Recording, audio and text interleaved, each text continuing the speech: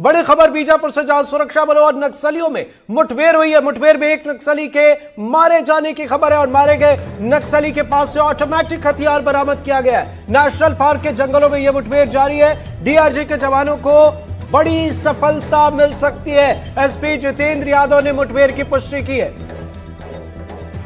सहयोगी पंकज भदौरिया हमारे साथ जुड़े हुए हैं। पंकज, बताएं क्या है अपडेट? देखिए, इस मुठभेड़ में एक बड़े नक्सली के मारे जाने की खबर आ रही है। अब तक जो हम तक सूचना मिली है कि इसमें एक तेलंगाना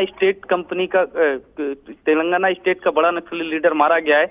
ऑटोमेटिक बड़ा हथियार यहां से बरामद हुआ है। बीजापुर के जो एसपी हैं जितेंद्र यादव, उन्होंने पुष्टि करते हुए बताया है कि इसमें कई और नक्सली मारे गए। मुठभेड़ सुबह से रुक रुक करके कई देर से नेशनल पार्क एरिया में चल रही थी। लगभग 25 से 30 नक्सलियों की मौजूदगी थी, जिसके बाद यह पूरा ऑपरेशन निकाला गया था और जवानों के वापस जिला मुख्यालय में लौटने की प्रतीक्षा की जा रही है, जिसके बाद नया अपडेट दिया जाएगा। जी बिल्कुल पंकज, बताएं कब से इस मुठभेड़ की खबर है, कितना वक्त बीत चुका है, क्या बैकअप के लिए भी फोर्स भेजी गई है, क्या है अपडेट जानकारी? दरअसल सुबह 150 से 200 जवानों की टीम निकाली गई थी। इस इलाके में बड़े नक्सली लीडरों की मौजूदगी थी, जिसमें बताया जा रहा है कि नेशनल पार्क एरिया कमेटी का यह इलाका एक बीजापुर से लगभग 50 किलोमीटर की दूरी पर यह इलाका पड़ता है, जहां पर तेलंगाना स्टेट के भी कुछ बड़े नक्सली लीडर थे, जिनके सूचना के बाद ही यह पूरा ऑपरेशन लॉन्च किया गया था, जिसमें एक बड़ा नक्सली लीडर मारा गया, एक बड़ा हथियार भी बरामद हुआ है। साथ में कुछ और नक्सलियों के मारे जाने की सूचना आ रही है। हालांकि ऑथेंटिक आंकड़ा पुलिस ने अभी तक जारी नहीं किया है। इसी चीज का इंतजार किया जा रहा है कि पार्टी जब वहां से लौट करके आएगी, उसके बाद ही यह बिल्कुल पंकज, एक बड़ा सवाल है। बीजापुर से करीब 1 घंटे लगते हैं नेशनल पार्क के जिस जंगल में मुठभेड़ जारी है वहां जाने में, तो क्या यहां पर अब बता पाएंगे कि यहां पर ये इलाका कैसा है? यहां पे अगर हम नक्सलियों के मूवमेंट की बीते दिनों की बात करें तो क्या है यहां पर, चुनौती कितनी है सुरक्षा बलों के सामने?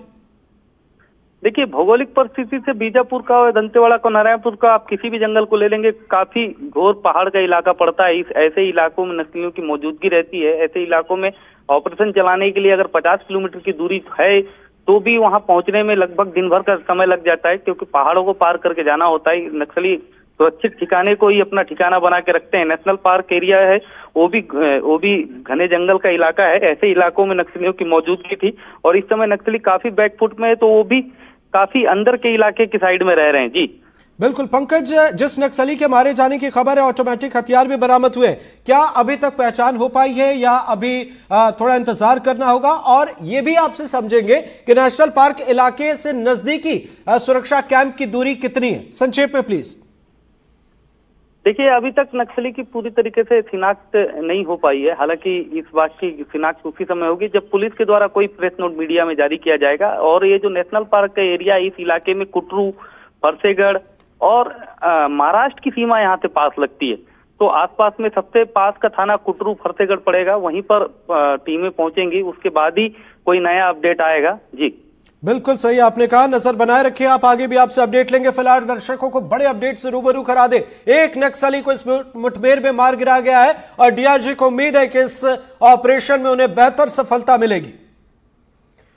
और बड़ी खबर सागर से, जहां लेफ्टिनेंट कर्नल प्रमोद कुमार मिल गए हैं। उत्तर प्रदेश के ललितपुर से सुरक्षित मिले लेफ्टिनेंट कर्नल। एटीएम ट्रांजैक्शन से मिली लेफ्टिनेंट कर्नल की लोकेशन, लेफ्टिनेंट कर्नल को परिवार को सौंप दिया गया है। बड़ी और बेहद खास जानकारी से आपको रूबरू करा दे सागर से, जहां लेफ्टिनेंट कर्नल प्रमोद कुमार पिछले कुछ घंटों से गायब थे और लगातार सेना और पुलिस की टीम सर्च कर रही थी, उन्हें ढूंढने की कोशिश की जा रही थी। और इस बीच एटीएम ट्रांजैक्शन से लेफ्टिनेंट कर्नल की लोकेशन का पता चला, जिसके बाद उत्तर प्रदेश के ललितपुर से उन्हें सुरक्षित वे आए हैं और अब लेफ्टिनेंट कर्नल अपने परिवार के साथ है, उन्हें परिवार को सौंप दिया गया है। सागर से बड़ी जानकारी।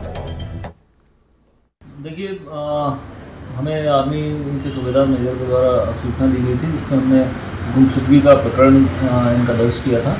मेजर के द्वारा जो बताया गया था, इसमें जो लेफ्टिनेंट कर्नल हैं प्रदीप कुमार निगम, तो ये मिस हो गए थे और तभी से हम लोग लगातार सक्रिय थे। हमारी टीमें तकनीकी साक्ष्यों का विश्लेषण कर रही थी, साथ ही साथ ग्राउंड पे भी हमारी टीमें एक्टिवेट थी। सीसीटीवी फुटेज काफ़ी सारे देखे जा रहे थे, तो हमने अल्टीमेटली फिर कुछ लीकेजेस मिले तो उन्हें रिकवर कर लिया है और वो सकुशल हैं और एक होटल में वो रूम लेकर के रह रहे थे।